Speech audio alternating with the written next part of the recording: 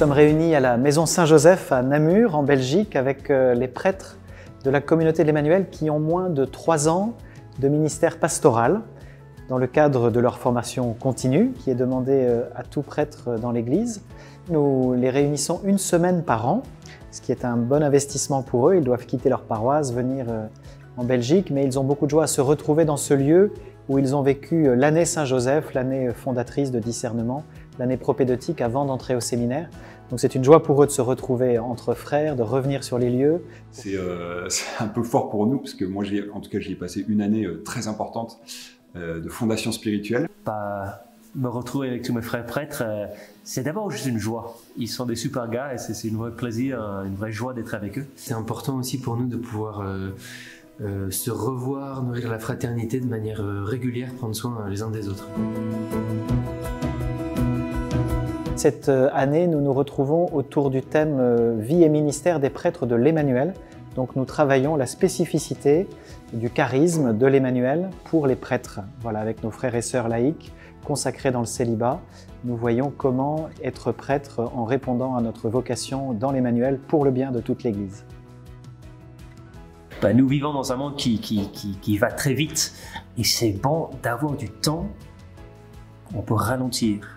Je me souviens quand je suis arrivé en paroisse, au début, je me suis dit bon, ça suffit avec les études.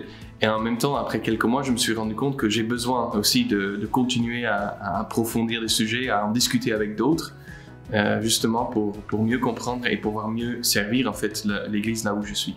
Ce temps de formation, il permet de vivre une pause, qui permet de réfléchir, de prendre un peu de distance avec toutes nos activités pastorales en paroisse. On peut avoir parfois la tête dans le guidon. Donc on fait un pas sur le côté, on prend le temps de réfléchir, de penser à quelle est notre mission, comment on veut y répondre, quel est l'appel du Seigneur. Donc c'est très bénéfique pour chacun de nous. On est une communauté internationale, ce qui fait qu'ici, pendant notre formation, on est aussi de pays différents. Moi, je viens des Pays-Bas.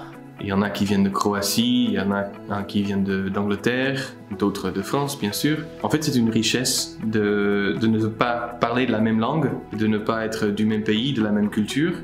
Et on se rend compte que la fraternité transcende quelque part les différentes cultures. Et pouvoir partager avec d'autres, parler d'autres langues, célébrer la messe en d'autres langues, par exemple, louer en d'autres langues, ça nous permet de nous ouvrir à la réalité plus large qu'est la réalité de l'Église. Aujourd'hui, j'ai la chance d'être avec eux, de pouvoir aussi me nourrir moi dans ce que je vis, de pouvoir les accompagner, les entendre dans leurs préoccupations, qui sont plus tout à fait les mêmes, les choses changent beaucoup, et en même temps dans leur désir de grandir dans le ministère sacerdotal. C'est les premières années, c'est des années vraiment formatrices, fondatrices.